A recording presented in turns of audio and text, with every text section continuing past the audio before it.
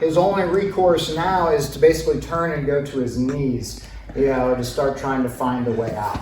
So if he does that, we're just gonna follow him and then force him to roll and stay attached to his leg. So all the beginning's still the same. So we're coming in, hip switch here, we land. One little tip here, in order to catch this heel easier, I take this hand that's on top of his knee and I slide it under and I grab his hamstrings. And now I just pull my elbow back to my hip and it turns his leg and makes catching this heel really easy. Right? So again, I'm here. Like if I slide back, I might be able to catch it, but if I just turn his knee, it's really easy to catch. Right? And now I've already got it. Right? But as I land and I start to go for this, he starts coming up to his knees, right? So I keep this and I just roll over my forehead, right? I turn and we roll through. And now I catch him right here and we finish here.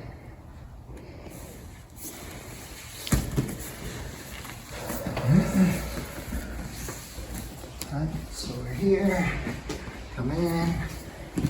Hip switch, leg drag. I fall on this, he starts coming up to his knees right away. So I just roll over my forehead, we roll through. As I'm rolling, this foot is pummeling to the inside.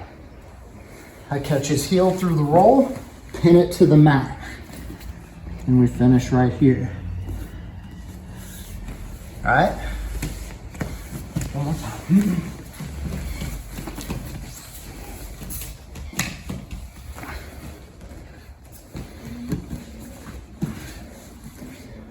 Here, he comes up, I roll over my forehead, catch the heel, pin it to the mat. All right, since it's pinned, what I don't want to do here is start turning it back up. If his heel's off the mat, and especially if we're both sweaty, he can punch his foot forward and twist, and he just pops his heel out. All right? So, I want to get in the habit of pinning that heel. Now he can't heel slip anymore. Now it's all locked in place. Now I can connect. Now with your knees here, you can finish a bunch of different ways. As long as my hip is lined up to the outside of his knee, like my knees can be apart and I can finish. I can bring this up and I can finish, right? Like it doesn't matter terribly. This is tighter, right? But a lot of times as I land, because we're rolling through, like I'm finishing right here. And then if for some reason he's not tapping, I'll lift that knee and finish. Is it wrong to bring your left knee down? You can bring that one down too, bring them together. Right. So, yeah, because that's putting pressure into the outside of his knee for sure. Yeah, so that's fine as well, right? So we're playing with that. I think about bringing both of my knees together. I don't like my knee being on the mat. I feel like it's lazy. So anytime I land there, I just try to think about picking that knee up, and that naturally makes me squeeze my knees together, right? And then it's tighter for the finish. So that's the way I think about it, but whatever makes sense to you. If pushing with this one, but ultimately, like if I don't do either of those, my knees are wide apart. If I pin this, I can still finish because my hips are lined up to the outside of his knee, right? With your hand control, it's still the same. It's here. We're locking this in place. That makes it even tighter, right? So it's the same hand position, same finish here. We're just pinning that heel to the mat. All right, we got it? Let's do it. 3, 2, 1. Comes up to the knees, making that roll through smoother, right? So get here.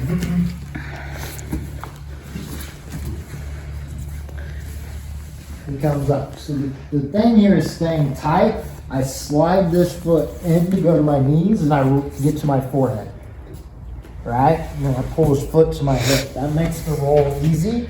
If you can stop the knee right here and that allows your pummel to come in, right? And I can finish right here.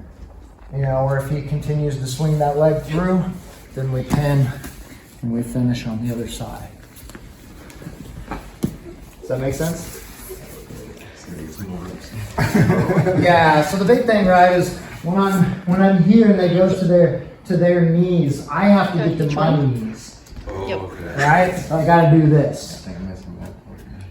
right? That's all it is I'm going from here to You're here. on their knees, you're on your knees. And then I'm dropping and pulling, right?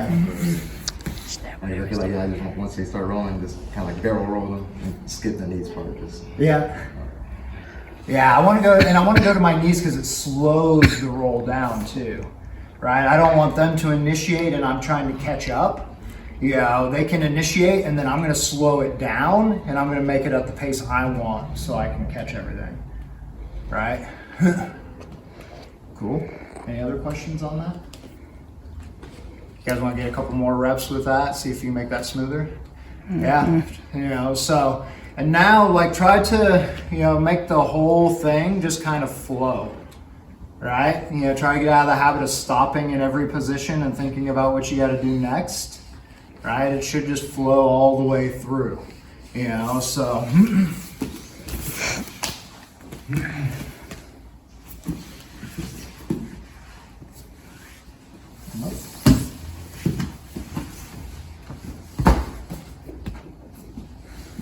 Right? Just want to put it all together. Yes. Let's try it. 3, 2, 1. Hard to just switch and do the other side because you've done so many reps and you understand the concepts that it's really easy to flip it, even if I don't have that many reps on the other side. You know, so I tend to just drill things on one side, you know, when I want to just get a bunch of reps and work it. But I can do it on the other side and I don't really have any issues with it, you know, so yeah, so it's like when you're trying to get a sequence down, I would just keep doing the same side over and over until you get the sequence down really well, then start playing with the other side, right? So I think it works a little bit easier, and you'll find that when you try to flip it to the other side, you'll pick up that side faster than you did the first side because you already worked out all the details on the other side, makes sense. right? Cool. Any questions over any of that sequence we did? That's just a 411. That's a whole 411. Yep. I have a hard time when it comes to like rolling, like going on my knees and rolling. Still? Yeah. Okay. So let's get you to that spot then. Let's see if we can make it better. I know, right in front of everybody. Just like she's like, I've never asked me a question. So, All of these 4 people are judging you. I guarantee you, if you have the question, everybody else has it too. I don't want to ask the 2 questions. So now, all I want you to do is I want you to straighten this and drive your knee to the mat. So put your knee on the mat. Yeah, now roll across your forehead and look at her feet. And then roll through. That help? Yeah. Okay. Yeah, the biggest part of that is just when I'm in this spot is just getting this knee to the mat. When I get this knee to the mat, it's easy to roll through. Right? So, but yeah, that's all it is you know, is you were probably trying to come up on your forehead before getting your knee to the mat, and then all your weight's in your forehead, which means all your weight's in your neck, and that's not comfortable. Right? If all my weight's in my knees, like I can be like this forever. Right? If I'm like this isn't comfortable. Right? Like my neck's gonna get sore real quick. Right? You know, so but if I'm based on both knees, then there's not that much weight in my head. It's easy for me to roll through. Right? Huh. Yeah, that was it. Other questions? That was a good one because I'm because I know she's having the same. Anything else? You good?